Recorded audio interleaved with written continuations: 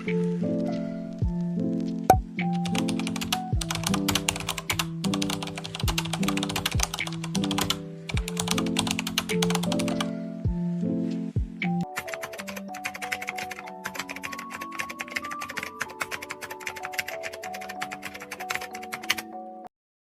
di sini saya akan menjelaskan mengenai pengertian dari pertumbuhan ekonomi.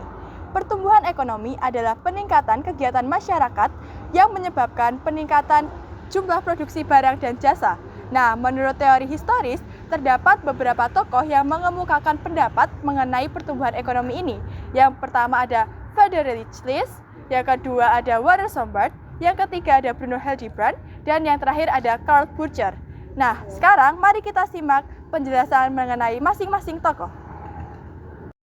Menurut Friedrich List, pertumbuhan ekonomi dikelompokkan berdasarkan cara masyarakat bertahan hidup. Yang pertama adalah masa pengembara dan berburu. Jadi di masa ini, masyarakat masih bergantung pada alam, sehingga mereka harus berpindah-pindah tempat untuk menyesuaikan hidupnya dan berlakunya hukum rimba. Dan berburu adalah pekerjaan utama mereka. Dan di masa ini belum mengenal uang. Dan yang kedua adalah masa beternak. Di masa ini masyarakat masih berpindah-pindah tempat, tetapi hidup secara berkelompok dan hidup secara kekeluargaan. Dan belum mengenal adanya barter atau tukar-menukar barang atau perdagangan. Dan yang ketiga adalah masa bertani. Jadi di masa ini masyarakat sudah mulai menetap dan masyarakat juga sudah mengenal artinya bertani. Dan pekerjaan utama mereka adalah bertani. Dan juga sudah mulai terjadi barter atau perdagangan. Namun alat yang digunakan untuk bertani sangat sederhana. Dan yang keempat adalah masa bertani dan berkria. Jadi di masa ini masyarakat sudah menetap dan pekerjaan mereka adalah bertani dan berkria. Jadi kria tersebut akan menghasilkan suatu pendapatan atau penghasilan. Dan alat yang digunakan untuk bertani juga sudah lebih modern, sehingga masyarakat dapat berpenghasilan lebih dari bertani. Dan yang kelima adalah masa kerajinan, industri, dan perniagaan. Di masa ini, kehidupan masyarakat sudah teratur karena masyarakat sudah memiliki pekerjaan yang tetap. Dan munculnya industri ini menyebabkan perluasan lapangan pekerjaan bagi masyarakat. Dan perdagangan juga sudah mulai maju dan berkembang. Yang selanjutnya ada teori dari Werner Sombart. Nah, Werner Sombart ini berpendapat bahwa pertumbuhan ekonomi masyarakat dilihat dari proses, yaitu zaman ke zaman. Yang pertama ada zaman perekonomian tertutup. Pada zaman ini, masyarakat melakukan suatu kegiatan ekonomi semata-mata hanya untuk memenuhi kehidupannya sendiri. Yang kedua ada zaman kerajinan dan pertukangan. Nah, pada zaman ini kebutuhan masyarakat itu semakin meningkat.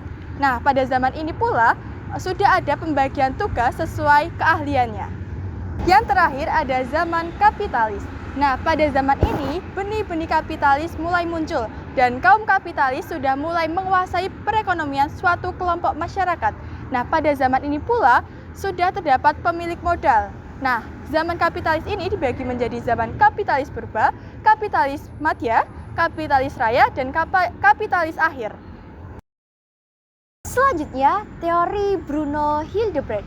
Bruno melalui teorinya beranggapan bahwa pertumbuhan ekonomi suatu negara bisa ditinjau dari alat tukar-menukar yang dilakukan oleh masyarakat. Yang pertama, masa tukar-menukar dengan barang atau barter. Dan yang kedua, masa tukar-menukar dengan uang.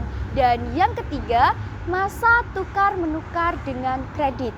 Karena memiliki pandangan seperti ini, bisa dinyatakan bahwa Bruno memandang pertumbuhan ekonomi bukan dari segi produksi maupun konsumsi, melainkan dari segi distribusi. Menurut Karl Burger, pada teori Karl Burger, Pertumbuhan ekonomi didasarkan pada hubungan antara produsen dengan konsumen. Pada teori ini terbagi menjadi 4 tahap. Pertama, masa rumah tangga tertutup, di mana masyarakat memenuhi kebutuhan hidupnya untuk kelompok mereka sendiri. Yang kedua, masa rumah tangga kota. Meningkatnya jumlah penduduk, maka dilakukan pertukaran antar kelompok. Yang ketiga, masa rumah tangga bangsa. Ketika suatu kota tidak dapat memenuhi kebutuhan hidupnya, maka dilakukan pertukaran atau perdagangan antar bangsa, antar kota. Dan yang terakhir, masa rumah tangga dunia. Ketika suatu bangsa sudah tidak dapat memenuhi kebutuhan hidupnya sendiri, maka dilakukan perdagangan antar bangsa. Perdagangan ini didukung dengan kemajuan ilmu pengetahuan dan kemajuan teknologi.